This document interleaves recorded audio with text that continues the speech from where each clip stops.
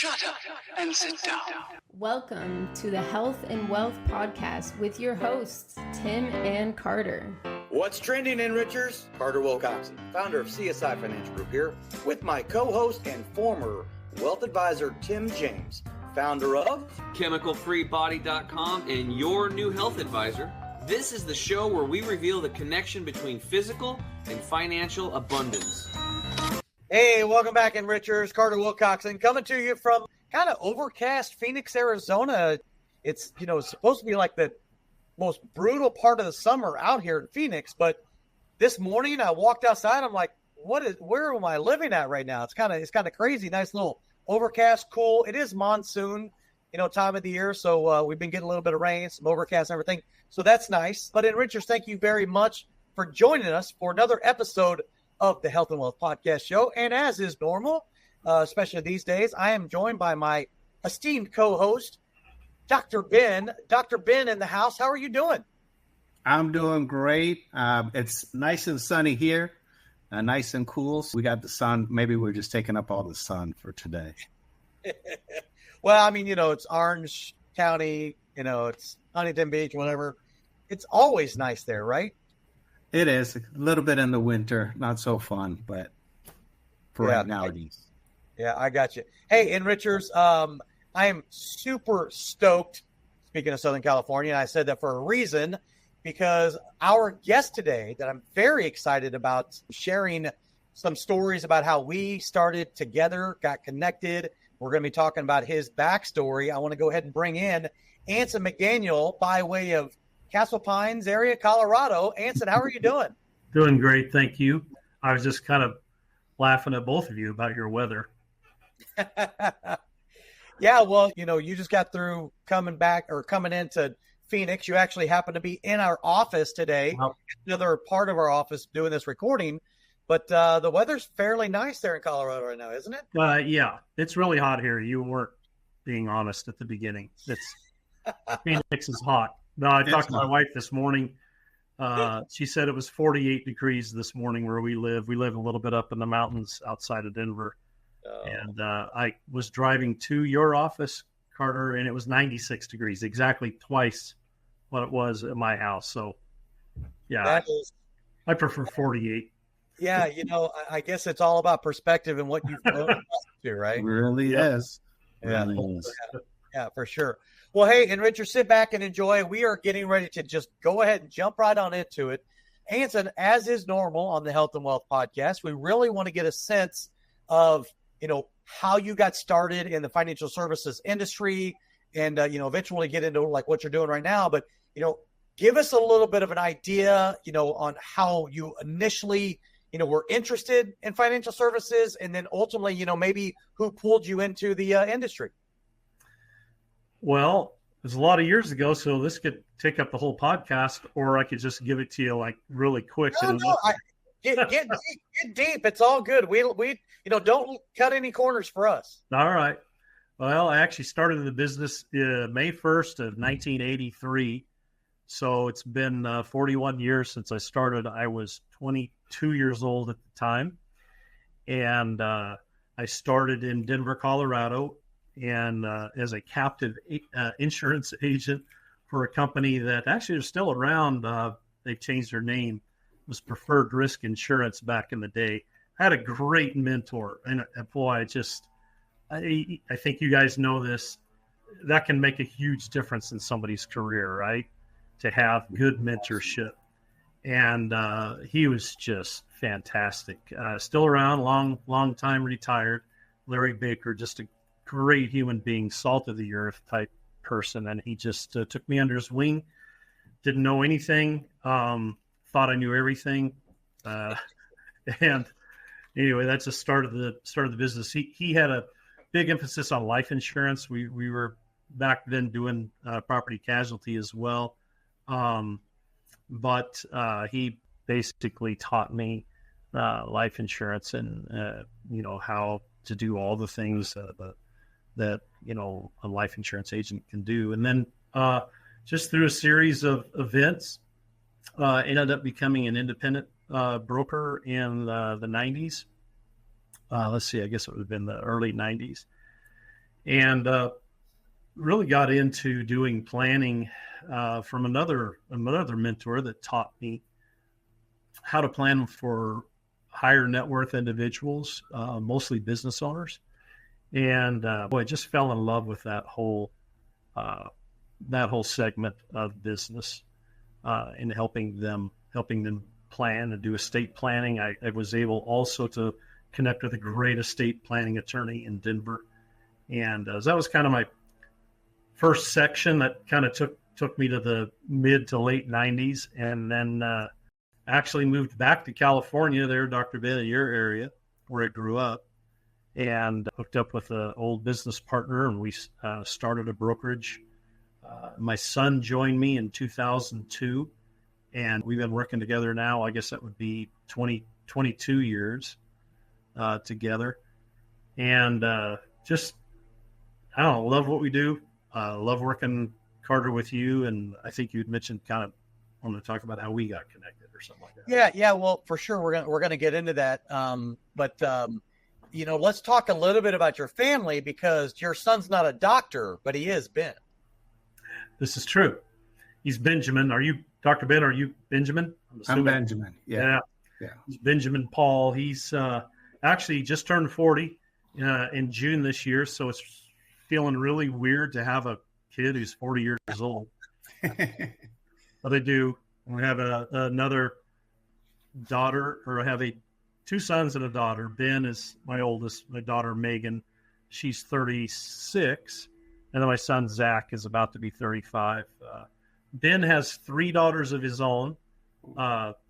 Zach has 3 sons of his own. And then my daughter, Megan, has 2 daughters. So we told our kids, my wife and I told our kids, said, why don't you guys keep having kids? Because we like your kids a lot more than we like you. So they've made us pretty happy with the kiddos. But, one of the things I really enjoy, Ben and I have a great time working together. He does most of the work now. I keep saying, here, will you take care of this and take care of that? And he keeps saying yes. And they keep paying me. So I'm just going to keep going with this because it's kind of working right now for me. Yes, I actually do want to go back a little bit further. Okay. When did the interest pique you that you thought, you know what, I think I want to get into helping people? Typically, most advisors, insurance advisors especially, they have this sense of wanting to help people, right? Yeah. And this is a great industry to be able to help so many people. So what was your first, instance or influencer maybe that decided to help you, that even started going down?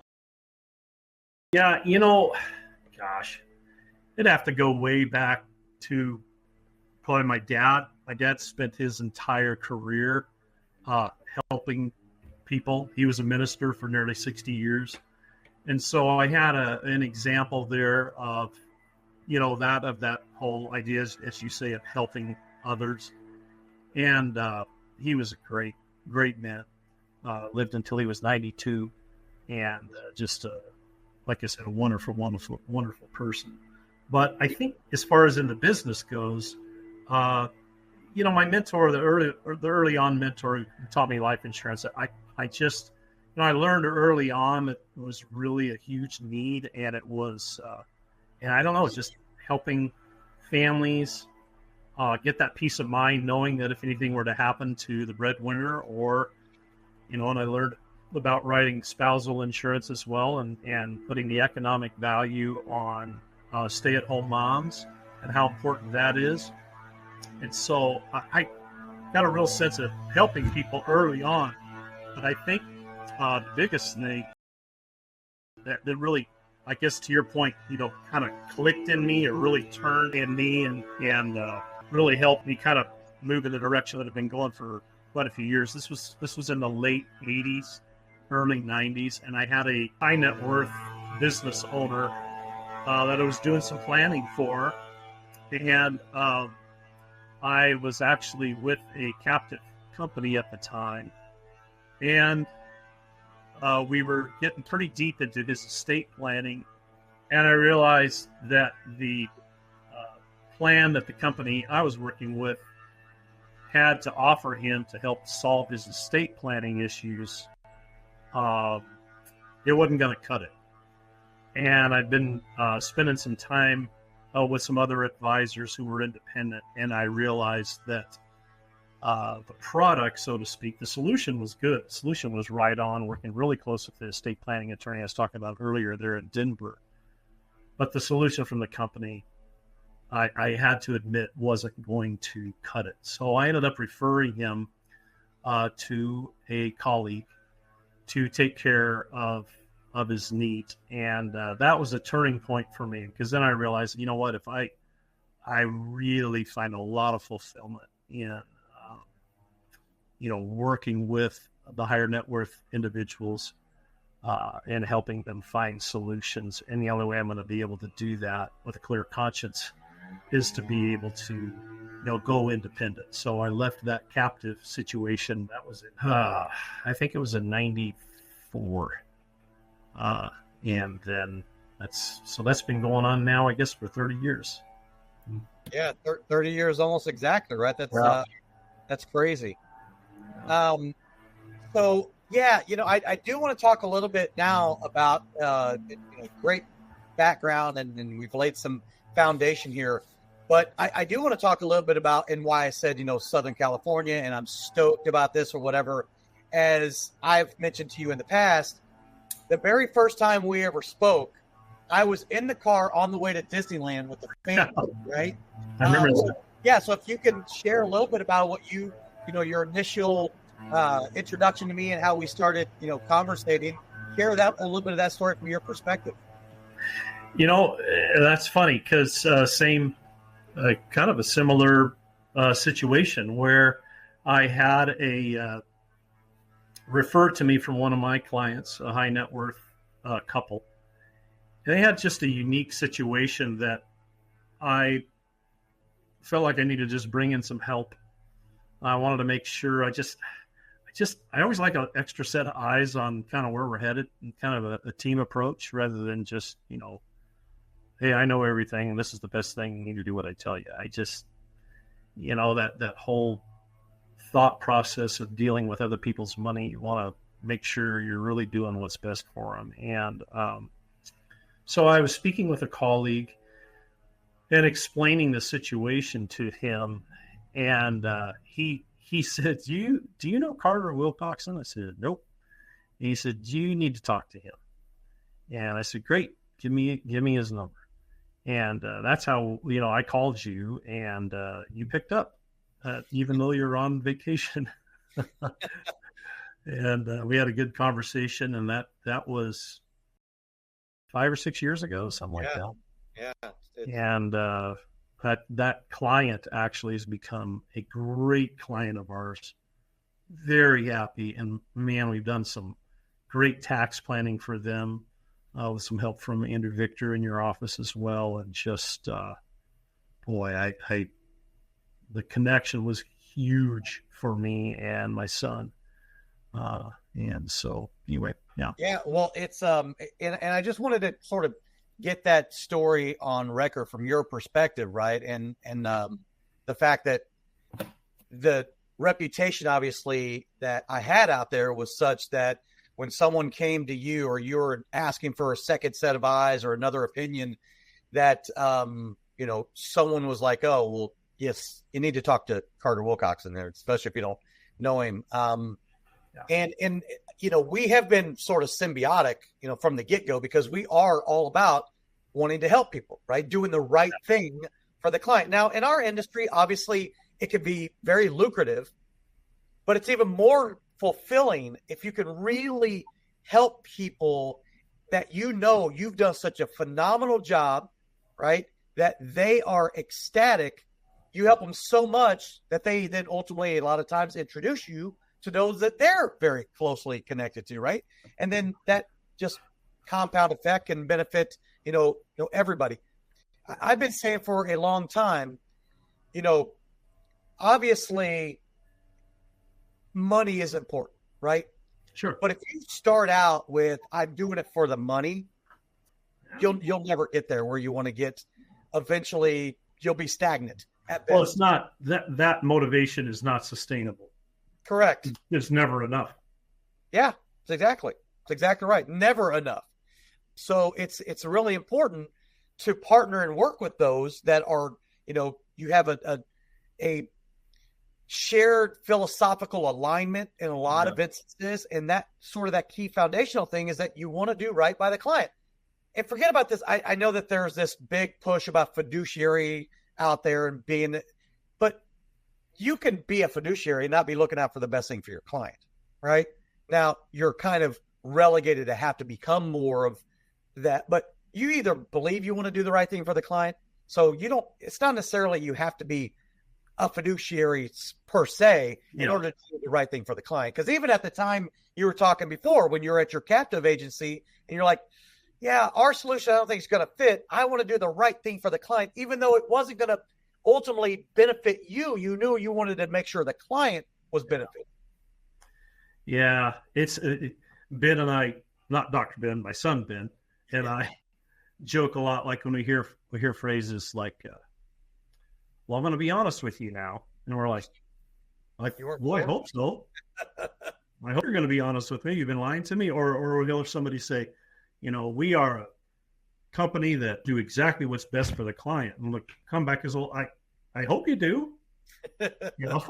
It better be, who you are. It better be a part of your makeup, because otherwise, I'm going to want someone else to work with. So yeah, I always thought it was funny when they first started talking about the fiduciary responsibility, and I feel like I've been doing that my whole career. And if you stray from that, then you got issues, you got problems.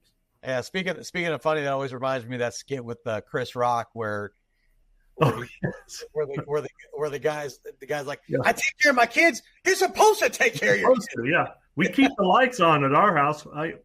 I pay my bills. Yeah. You're supposed to pay your bills. Exactly. He goes, what do you want? A cookie? Exactly. For sure. So, hey, I'm really excited about, what you've got going on right now. The whole purpose of why you're here in our production studio, doing some recording and everything. And we're going to be talking about that. I see we're coming up, against the clock and everything. Before we go, Dr. Ben, do you have anything you want to add from any of our conversation?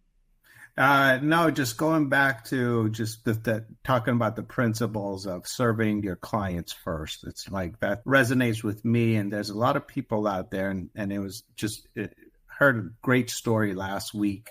One of my colleagues, back in 2002 was just bedridden, and his practice kind of dwindled away, and he just had a miracle visit, and then he just woke up, went to serving, got better, and has grown this holistic supplement company to $100 million a year company. Wow. And he'll say it over and over again when you're talking to him. It's not about the money. It was always to help people, because he saw something that everybody else didn't see. And when you're focused on that, when you're looking at the scoreboard all the time, you lose fact of what's happening on the field. Yeah. So that's a huge takeaway. Thank you. That's great. Well, hey, we're going to go ahead and take a quick break, but when we get back, we're going to be talking about what Anson McDaniel is doing these days. We'll be right back. Estate planning. What does that even mean? When the inevitable happens for everyone on this planet, your estate plan kicks into action. But first, let's start with what an estate is. An estate is simply everything you own. Now, here's the issue and what needs to be understood when this event occurs. You only have two choices on this plan. Number one, either you plan how your estate gets handed out and distributed to those you leave behind. Or number two, your state decides who gets everything you own. For the first time ever, you can now take complete and total control of this plan that you've been deprived of for most of your life and generations before you. You can get personalized assistance along the way with a team of specialists whose job it is to make sure you have true peace of mind. It's important to understand that estate planning is a journey, and rest assured that our team will be available to you all along the way and at every step. Welcome to eState Plan, home of the last estate plan you'll ever need. To learn more, make sure to reach out to your local advisor licensed with us, or go to our website for more information.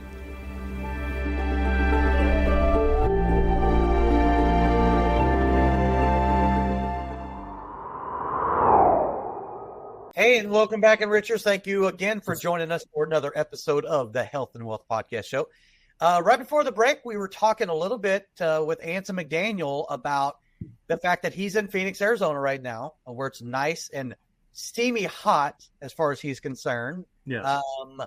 But he's doing some recording, and he's got his why that he's able to discuss, and he's very excited about some of the things that he's going to be coming out with. In fact, we'll put this in the show notes. He's got a waiting list for people to be able to get on. We'll make sure that you got that link so you can get on for the waiting list around some what we call tax mitigation strategies that are very unique, especially for some of those, mass affluent, upper, high net worth, ultra high net worth clients that are really looking to have a more tax efficient retirement. So, Dr. Ben, we're pretty excited about talking about this today.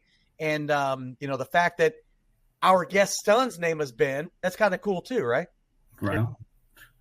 Yeah, for sure. So, Anson, let's go ahead and, talk a little bit about, your practice now today, some of the things that you've been doing, and really ultimately, what is it that you're out here, recording in our studio? Yeah, we're actually recording a course. It's called the Retirement Impact Blueprint. And like you said, it's for some high net worth individuals. Very specifically, if someone has $2.5 million or more just in a qualified plan, there are some, like you said, some tax mitigation strategies that we use to basically put more money in their pocket. And the reason we do it, and this is kind of the overriding impetus or motivation behind it, is we're looking for people who have a very defined, or maybe not even quite defined yet, but a why. I'm sure I know that Carter, you and I have talked about this a bit ago, and maybe Dr. Ben, you've heard of Simon Sinek, or Sinek, I'm not sure how to pronounce his last name, Sinek.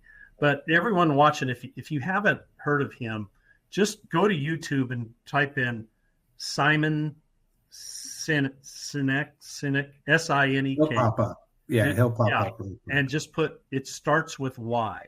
He wrote a book called It Starts With Why, and he did this video, gosh, I don't know, a dozen years ago.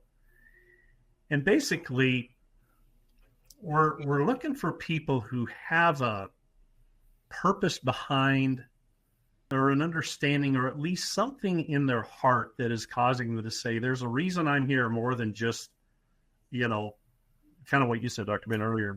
It's not all about the money. For some reason, I've been one of those people who has been able to create wealth. And for myself and my family, there's a lot more behind it than just, enjoying it all anyway for myself. And so, this came about years ago. If it's all right, Carter, maybe I can kind of just share. Absolutely, yeah. I can just kind of tell you what our overriding why is. And I talk about this in the course. And it's basically, I think it was 2006. I was reading a book one Saturday morning, and I just read the most horrific thing I'd ever heard of. I mean, awful.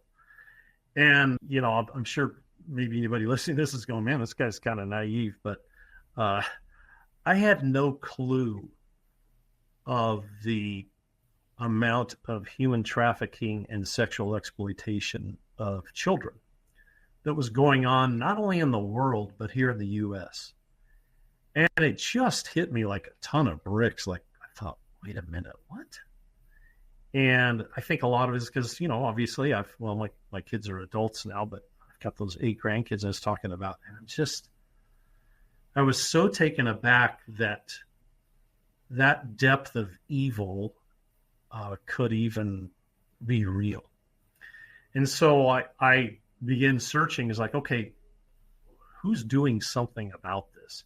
And I found the International Justice Mission out of Washington, D.C.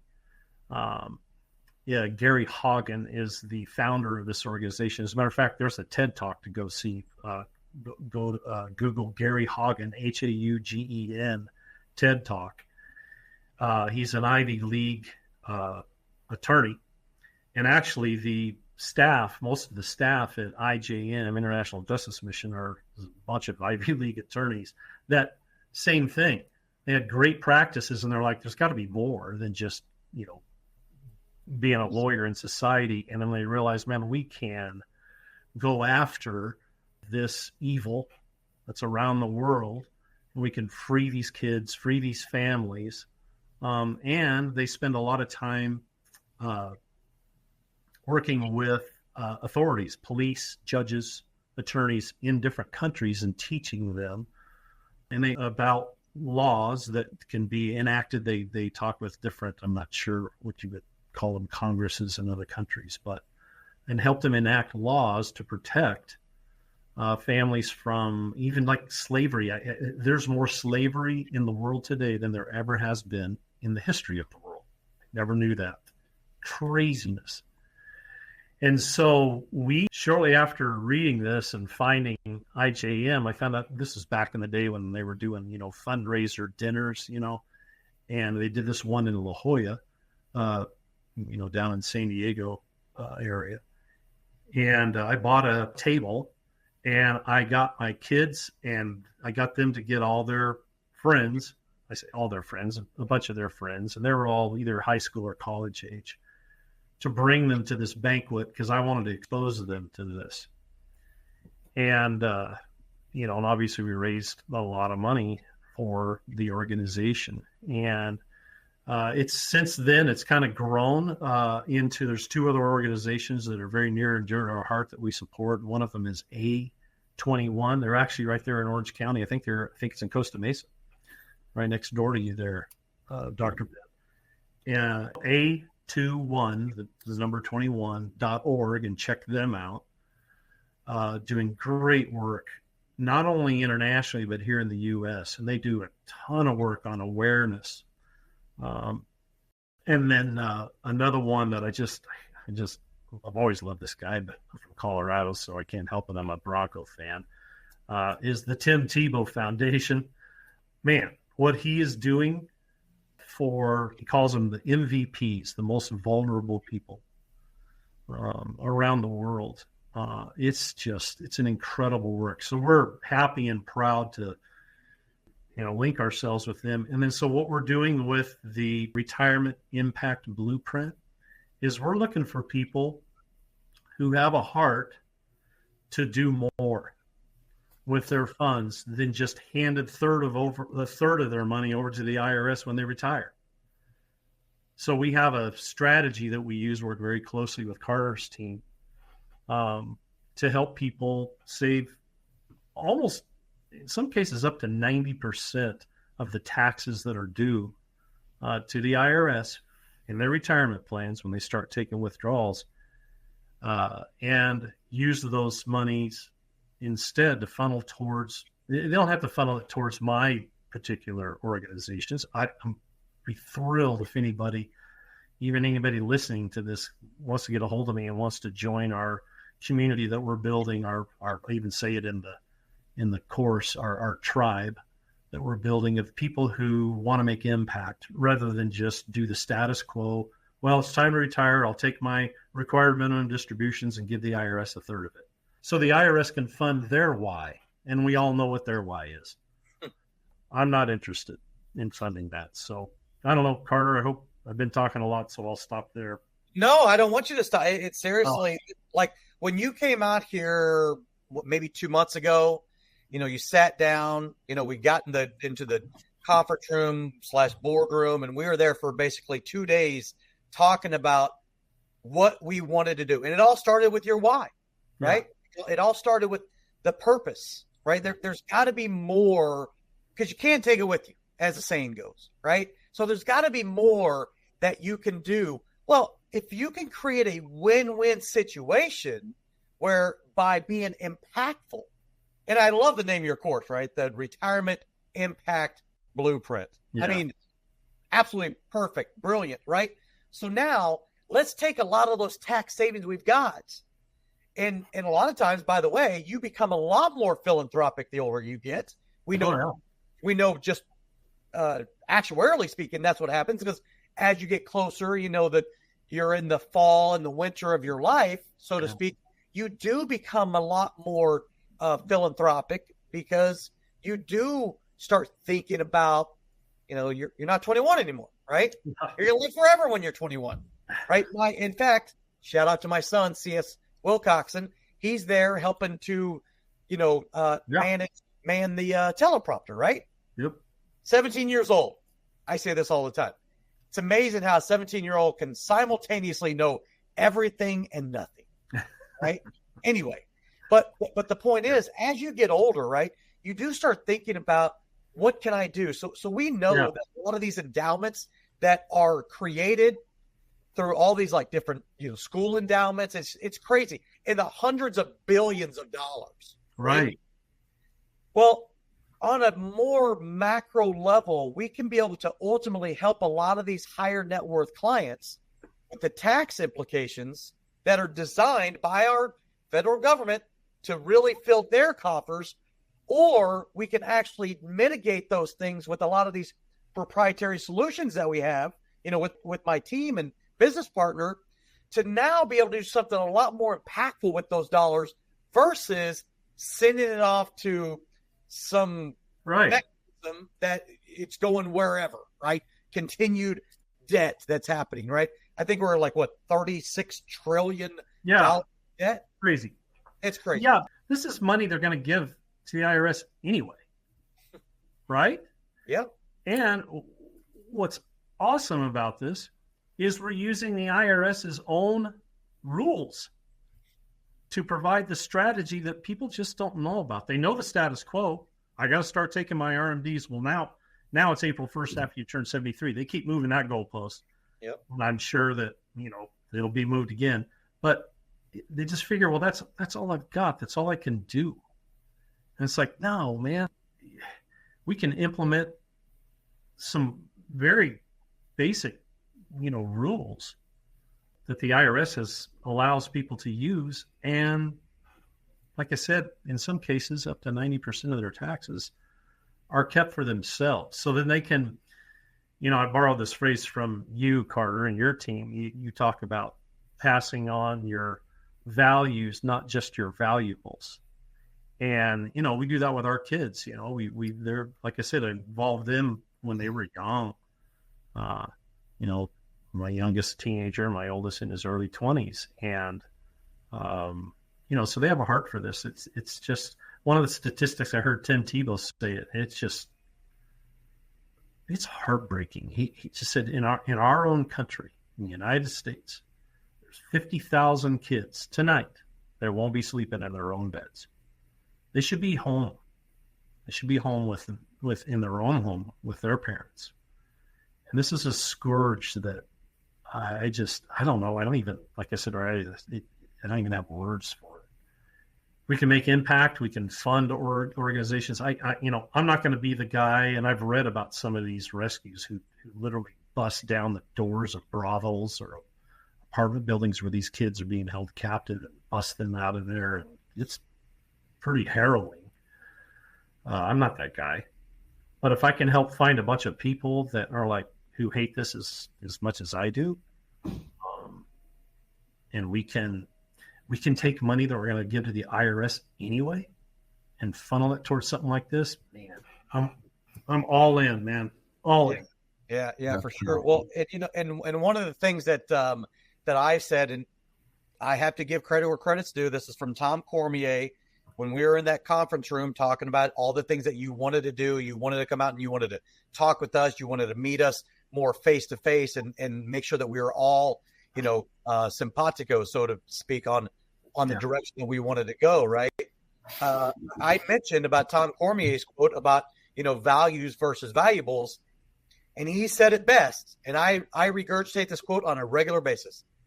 Wealth, divorced from the wisdom that created it, all too often wasted by those who inherit it, right? That's so good. And why that is, the reason why that is because of the values on how that money was made is not understood by those who inherit it. So again, wealth, however that's defined, right?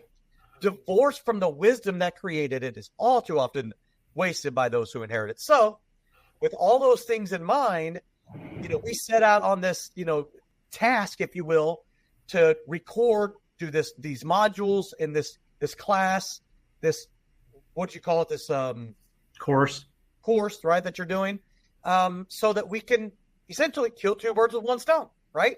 Find others that want to help while being able to help themselves out at the same time when it comes to taxes.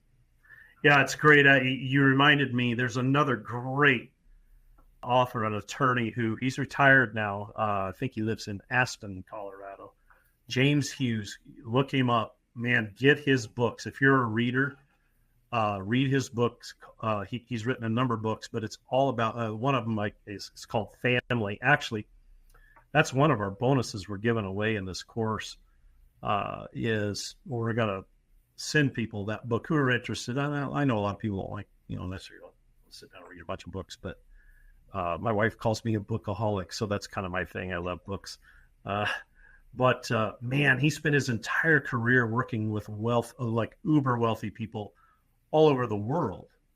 And they had this problem of what you just talked about. And what's that gentleman's name that gave you that quote again? Tom Cormier. Tom Cormier. Wow. Yeah. He was brought in on these families that had a tremendous amount of wealth and, worked hard to create it. It didn't come from wealth, but now their generation, their children, is coming from wealth, right? They're born with a silver spoon. And they quickly found out that their kids were going to waste it. And they're like, oh my gosh, what do I do? How do I fix this?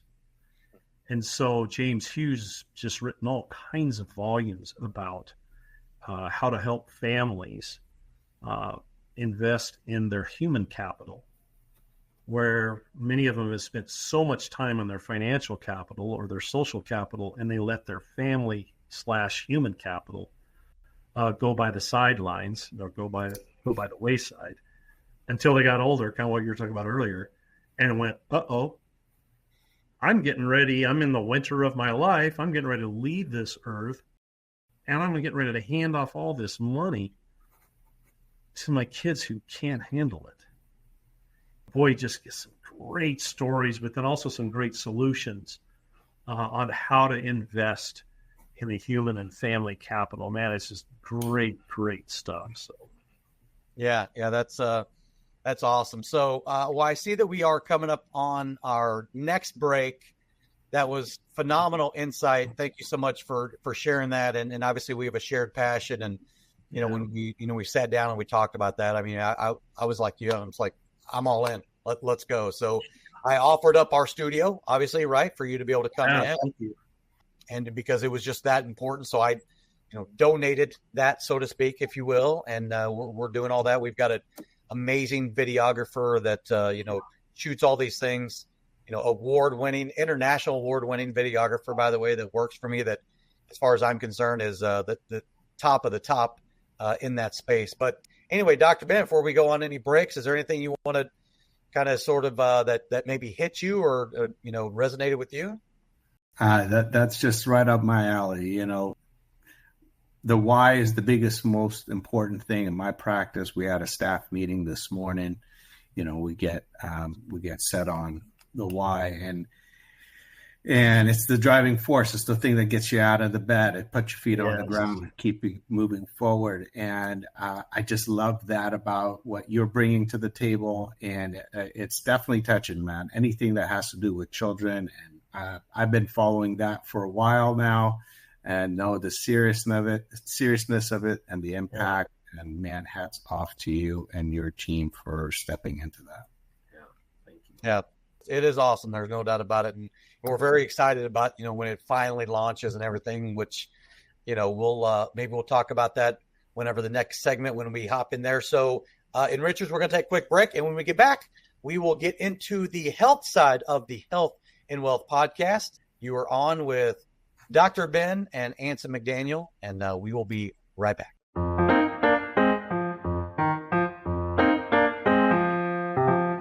You want the absolute best for yourself, and you want it to be easy. That's why we created Green 85. It helps with detoxifying the body gently. We're proud it's chemical-free, unlike almost all other supplements you'll find. Bottom line, Green 85 will get you healthier. We look forward to hearing what Green 85 did for you.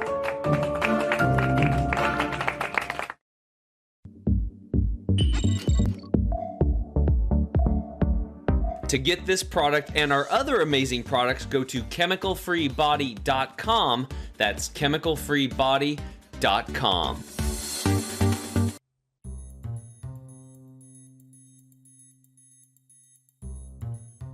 Hey, and welcome back, enrichers. Carter Wilcoxson here on the Health and Wealth Podcast Show. Thank you for joining us again for another episode of the Health and Wealth Podcast Show. And we are on with Anson McDaniel, as well as my esteemed co-host, Dr. Ben from Southern California, hanging out there, enjoying the nice weather.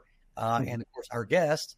I always love talking about the weather because I'm a golfer, right? So I talk about the weather all the time.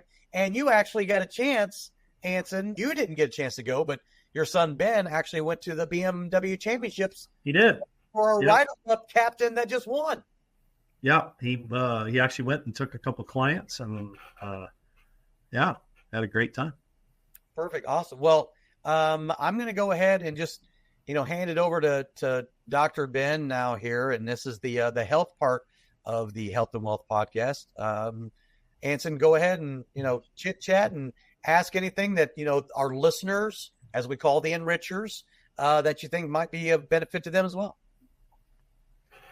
So, is there a copay that I need to pay to ask you my? No. Everything for the next. It's all comped. It's all actually Carter's taking care of your copay. Oh, nice. Oh, well, in that case, I got about 50 questions. No, I tell you, I was telling Carter and a couple of the guys here in the office. I go, I'm 63 now, and I've been to more doctor office visits in the last 45 days. I think I have my entire life combined. And my wife is a nurse practitioner, and I'm like, honey, what's going on? And she just looked at me. She goes, you're getting old. So, yeah, I've always been very, very healthy, but I've just had a few things, come up and happen. And I know one of the things, finally got tired of being overweight, and that my doctor that I saw a couple of months ago said, yeah, you need to lose some weight. And so I've been doing that. I'm down about 15 pounds since 4th of July week, and I got another 15 to go, I think. My wife says, no, that's too much, but I think to get to the right BMI. So my question is actually around BMI. And, they talk about that the healthy body mass index, and I don't completely understand it. I'm really good with numbers, but when my wife starts talking medical stuff, I'm just lost. So you and her should probably have some great conversations, I'm sure. Yeah, she'll say this, oh, honey, the patient I saw today, you would have thrown up. Listen to this. I'm like, no, I don't. That's exactly what I don't want to hear.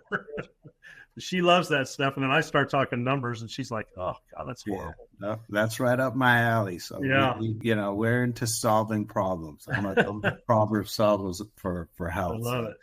But my thing about BMI is, he said, I need you to get down to 25% BMI. What does that mean? And I saw the number, and I'm like, oh, because I'm 6 foot, and they want me to be 184 pounds. Like, yeah. I got a ways to go. Yeah, and a lot of it has to do with just getting your body mass index to the right place. So it's true. Again, as you get older, the more things that you're carrying on your body, the more additional fat and all of this stuff just puts more wear and tear on you, right? So as time goes on, energy becomes more of a commodity. And so you want to really utilize the amount of repair and healing that your body has to do. So with my clients that are over 60, that's why you got people are diabetic, insulin resistance, all of these things are the real key factors of managing your body weight, right? And your sugar intake. So, and the more insulin resistant you come, because that's really what it gets down to, is the more your body is just working tremendously harder to do the same basic things. So by controlling that, bringing your weight down, having less stress that your body's got to go through, it's easier on your heart, easier on your hormone systems, better sleep, all of these things, brain fog, all of these things are issues that really happen. Now, a lot of visits in the last 45 days. So that means your body is giving you a lot of check engine warning signals. You must be getting like things are going on. And so by the time these check engine things come on, you really got to get to work. And this is my thing about wealth and wealth management and financial management is you've worked so hard, and now in your 60s, you're starting to have all of these things. And it's kind of like somebody at your age starting to kind of manage their finances, it's right. And so people get a lot of rude awakening into that, but it's doable. I mean, from you look healthy, you look fit. Doing that will just remove a lot of the additional inflammatory stress, get rid of your insulin resistant body. As we get older, that's the biggest thing in insulin resistance. So again, you're not severely overweight, so it's not a big issue, but losing weight is the key indicator. You want to do that to lose weight, bring your body mass, so your muscle to fat ratio, that's a key thing. So a lot of people, they look really skinny, but they're all squished. They're all, they have no muscle mass to them. And so these are things that you just want to focus on. That's why, again, over 60, over 55, you got to do weight training. You got to create, everybody's on calcium, but everybody's the same people who are on calcium have osteoporosis. So you want to do these things now. So later on, you're not dealing with bone density issues and really focusing on a healthier structure. I appreciate that. That's, for me, so what has this been, about 6-7 weeks, I guess, something like that. The first 15 came off pretty easy. Just identified a couple things, like doing a lot of snacking after dinner. Late night snacking, that's what got you. So that's like number one, that's the culprit. And then it started reading labels and your point of insulin and how much just, I don't know what words we can say on this podcast. I'll just say crap. How about that? Is in our food, and the sugars and the, and then just trying to eat real food, not doing 100% of the time, but I think just maybe being more aware, and then also being more faithful to the daily exercise. I do a lot of just stretching and weight training, but do have about less than 20 more to go. I got about 16 pounds more to go. So wish me luck. One of my recommendations for people, and again, I don't know, it all depends on medication and your doctors. I do fasting every other day. Oh, really? Like a fast, the 24-hour fast? 24-hour fast every other day, right? And just like one day, regular meals, next day, it's fasting. And what it does, it just breaks down your body's like routine cycle. And it starts to kind of not only are you taking the calories out, imagine you're half the week, you're missing half the calories, right? Wow. So you're going to see that, but also it gives time for repair within your GI tract. So a lot of people who are having a lot of health issues, they just don't realize, I'm eating healthy. They don't realize what's really in their food. And so just the fact that you give it a 24-hour break, and again, your energy, everything, your weight starts to really come down. Your body starts to tap into the true fat cells, starts to break them down, gets through that. And that's when I'm dealing with my patients who are, diabetic and insulin resistant. It's, the fasting is the key thing we use to break through into the other side, because they got so much going on. And, to them, like having a healthy meal to them is like, to their body is like, oh, I got to release a birthday cake amount of insulin just to break down this food, which then becomes really, really heavy. So when you fast, you start to reset all of these things. And you just do it for about 30 days. And, so 15 of those days you're fasting, drinking water. You could do coffee, just black coffee, black tea. And those will get you through. And you'll see, like, in about the next 30 days, how much that weight changes. Yeah, I appreciate that. I actually had forgotten, you reminded me, I've been watching some videos on YouTube just about what different doctors say about fasting. And, there's the one guy, I can't remember his name, but he talks about an 18-hour fast. He says, after if you eat dinner, not, a few hours before you go to bed, and then don't eat again until the next dinner. So I don't know if that ends up being 18. I guess that ends up being 24, but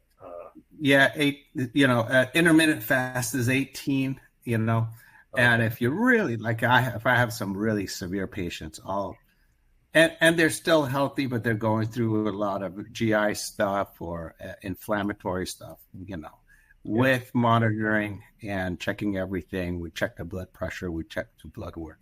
We'll put them on a 4-day, 5-day fast just to reset their system. Yeah, I've done those before. And again, you got to know your body. You got to know how to do it. And there's so much really amazing science on stem cell creation, on how cancer cells start to break down by the 3rd day of fasting. There's just so much, how your body starts to eat up all the crappy cells. I can say crappy, the bad cells that are going on. And so I love fasting. Been doing it. I was on a 40-day, I think my first one was like a 40-day juice and water fast, which it really, it reset my life at 40 years old. Like it was a game changer. And now, I'll do, so today's my cheat day. So tomorrow is a full fast day. And the busier I am, the happier I am. So I don't think about food. So I like being in the office. Yeah. I appreciate that. Thank you. That's super helpful.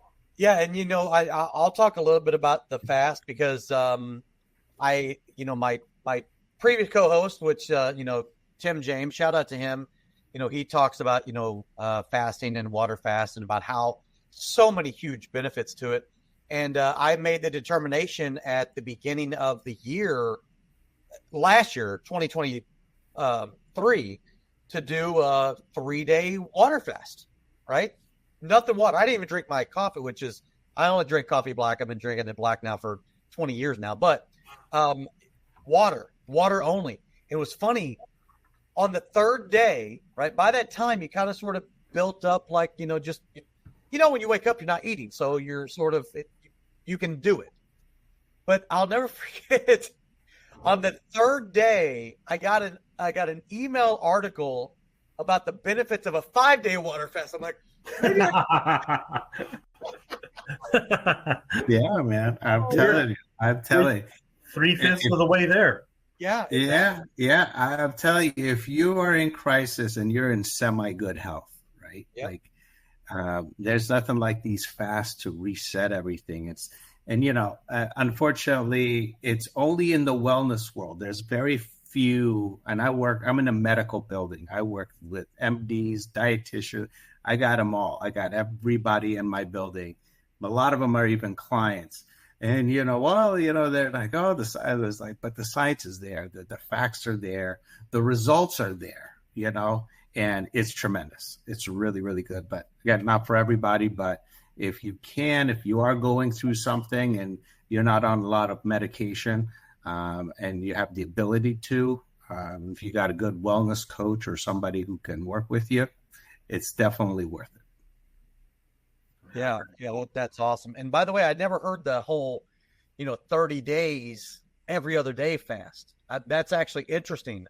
I thought, when you said that, I thought, that sounds like something I might want to, try out here, and maybe I'll start September 1st, right? And every other day could be kind of interesting. So Yep. And you'll become more conscious of the days you're eating. Of course. Of what you're eating. Yeah. A lot more selective, right? Yeah. And I got a very, with our clients, we put them on a very, there are some foods, and we don't need to get into it, but there are definitely some foods where just even some proteins, they're absolutely no-nos for clients when they're going through a healing crisis.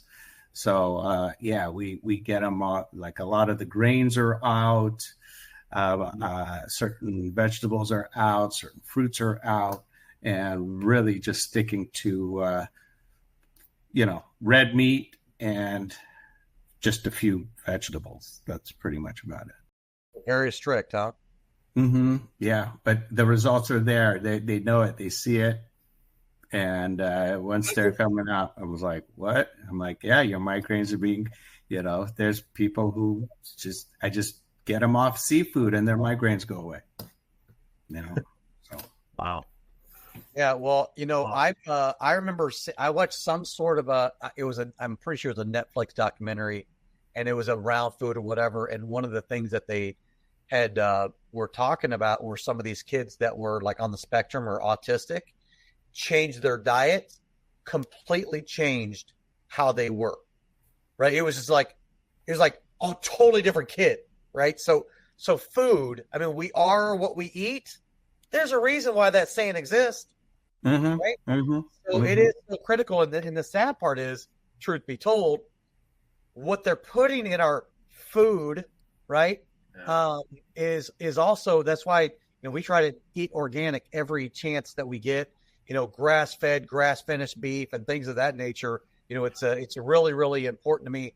And the one thing that I took away from Tim James that he used to say all the time when he was my co-host on here, he would say, guests would come on, they would ask some question about health or whatever. And the very first thing he would say is, are you making your health a priority? And he said that so many times. I'm like, yeah, I'm not making my health a priority. If you're not making your health a priority, then it doesn't matter. Right. And it really is just that important. And that's why we created this podcast, Health and Wealth, because without your health, it doesn't matter how wealthy you are.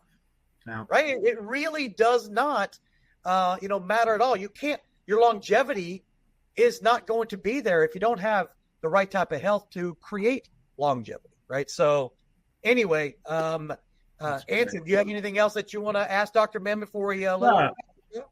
Yeah, I was just thinking about something else about, of course, with what's been going on the last number of years about awareness of mental health, and there seems to be also a lot of awareness about spiritual health and awareness, I guess. You had any thoughts about that that you use in your practice? Oh, absolutely. So, it all depends which way you want to take this conversation, but it definitely is something that I do work with in my office. I work with people who I think they're mental.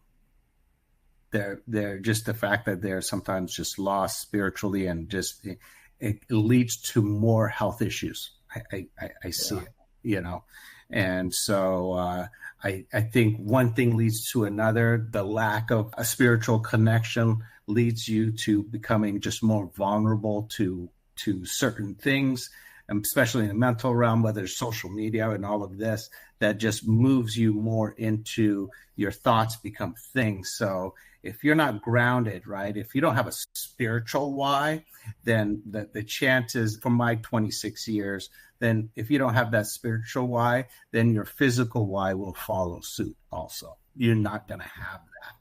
And so, it's not something I tap into, but I can tell, like when somebody's coming in, and, we see this even more. I see younger and younger people being put on anxiety medications and all of this. And it's really easy if you don't have a spiritual why, right? You don't have a spiritual, because you could always fall back on your spiritual why. You could always connect to your source and just get grounded and know that you're not alone, right? Yeah.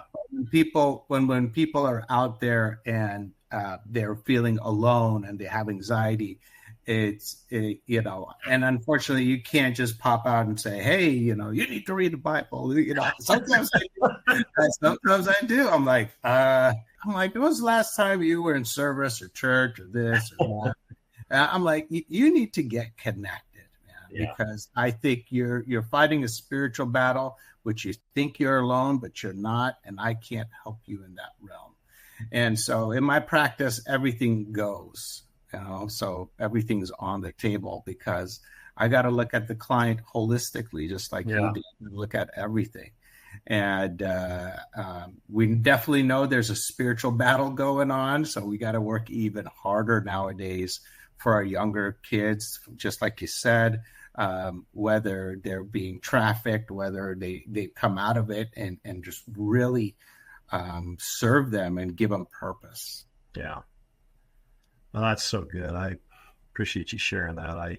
I know that, like I said earlier, I think in our first segment, I was talking about, my dad being a minister. So I was raised in a home of, faith, and we just had a home of this very overwhelming peace and love. It was just my wife always makes fun of me. She goes, honey, you did not grow up in reality. That's not how it normally is. But I know, again, I almost look at it as almost like a mentoring, and then it empowered me or even motivated me to then, try to be the best I could be with my kids and help to them, or say, hey, one thing we're going to have a refuge in our home. We're going to have a home of peace.